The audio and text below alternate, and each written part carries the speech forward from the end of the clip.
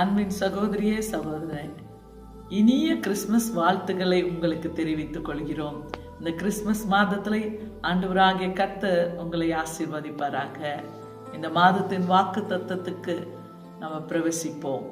இந்த மாதத்திலே ஆண்டவராகிய கர்த்தர் தன்னுடைய வாக்கு தத்தங்கள் மூலமாய் நம்ம இடத்துல பேச விரும்புகிறார். 1 கொரிந்தியர் 13ஆம் அதிகாரம் 13வது வசனத்தை நம்ம தியானித்து பார்க்கும்போது, இப்பொழுது விசுவாசம், நம்பிக்கை, அன்பு, விசுவாசத்தை காட்டிலும் நம்பிக்கையை காட்டிலும் அன்பு பிரதானமானது என்று வேதம் சொல்கிறது. குடும்பத்துல அன்பு இல்லாவிட்டால் நம்மளால வாழ முடியாது. பிள்ளைங்க இடத்துல நம்ம அன்பு காட்டாவிட்டால் பிள்ளைங்க நம்மளை நேசிக்க மாட்டாங்க. சபையில நம்ம அன்பு கூறாவிட்டால் அந்த சபை கர்த்தருக்குள்ள கட்டப்பட முடியாது. அன்னைக்கு ஒரு வேலை இடத்துல நம்ம போகும்போது கர்த்தருடைய அன்பு இல்லாவிட்டால் அந்த இடத்துல கர்த்தருடைய அன்பு வெளிப்பட முடியாது. இன்னைக்கு நம்முடைய வாழ்க்கையில பார்க்கும்போது அன்பே பிரதானமானது. அன்பு இல்லாதவன் கர்த்தருக்கு சொந்தமில்லை என்று வேதம் சொல்லுகிறது. ஒரு கணவன் மனைவிக்குள்ள அன்பு இருந்தாதான் அந்த வாழ்க்கையை வாழ முடியும். இன்னைக்கு today we need that love in the last days. இந்த கடைசி நாட்கள்ல வாழ்கிற நாமும் நமக்குள்ள கிறிஸ்துவுடைய அன்பு வெளிப்பட வேண்டும் என்று தேவன் எதிர்பார்க்கிற காரியம். வேதத்தை நம்ம தியானித்து பார்க்கும்போது நம்முடைய வாழ்க்கையில நம்மளுக்கு தேவையானது கர்த்தருடைய அன்பு. we celebrate the love of the God. இன்னைக்கு நம்முடைய வாழ்க்கையில பார்க்கும்போது நம்ம கர்த்தருடைய அன்பை குறித்து அந்த பண்டிகையை கொண்டாடுகிறோம். ஏன்னா வேதத்தை நம்ம தியானித்து பார்க்கும்போது யோவான் 3ஆம் அதிகாரம் 16வது வசனத்தை நம்ம தியானித்து பார்க்கும்போது, பிதா ஆனவர் இந்த உலகத்தை எவ்வளவோ நேசித்தார், தன் ஒரே பேரான குமாரனான இயேசு கிறிஸ்துவை நம்மளுக்காக கொடுத்தார். அதனால இயேசு கிறிஸ்து இந்த உலகத்துல வந்ததுனால தான் அன்பு வெளிப்பட்டது என்பது வேதம் சொல்கிறது.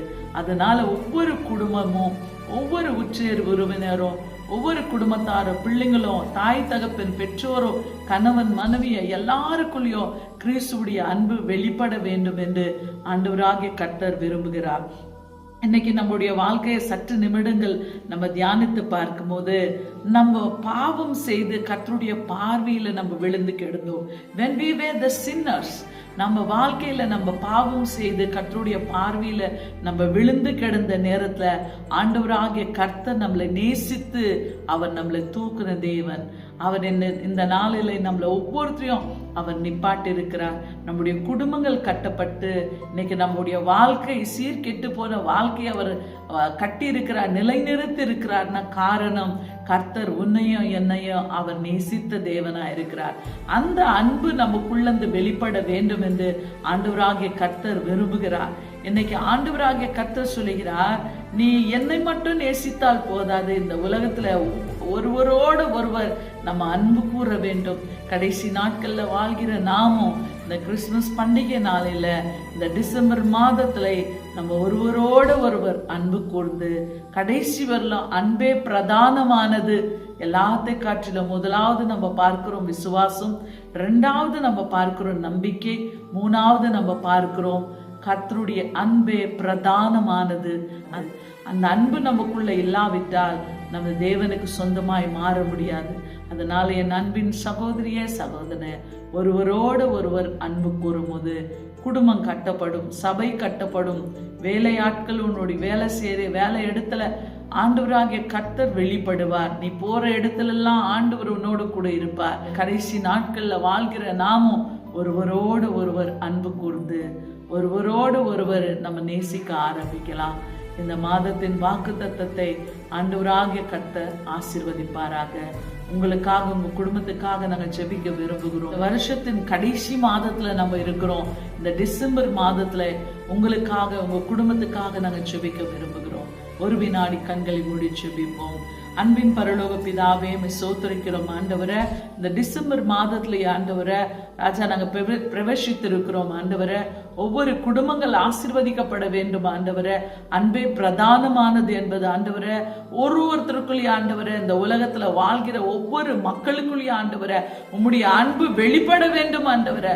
ஒவ்வொருத்தரும் ஆண்டவரை ஒருவரோடு ஒருவர் அன்பு கூற வேண்டும்.